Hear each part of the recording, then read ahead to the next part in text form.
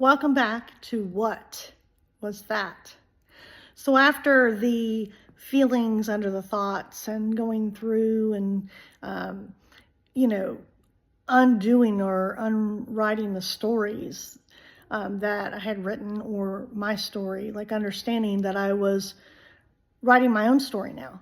I actually want to point out that because I've always been so much of the light and wanting to be, a source of happiness and joy, to spread more of that in the world, and that's a pull. I then had to be rebirthed through the darkness.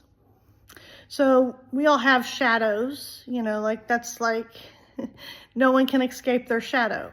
So we are made of both light and dark. So we have this shadow that casts from us, or we have shadow self. That means that we actually need to go inward. And so that falling down the rabbit hole, or the,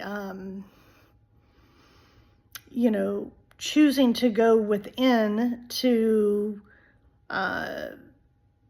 understand myself better. I went into the darkest recesses of myself.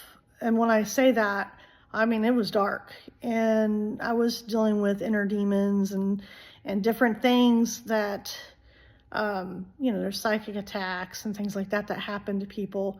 But regardless, I trudged on and I continued doing the work. But the darkness, so the man that I talked about, that I had this connection with, we actually, were around each other again later on and started talking about being changed forever. We know we're talking about the same thing. And then we would both just be like the darkness and shake our heads. But then I would say, but we have to go through the darkness to truly appreciate the sunlight on our faces. I went so dark within myself, was so far deep within myself in the darkness, that I got all the way to what I would call my soul seed.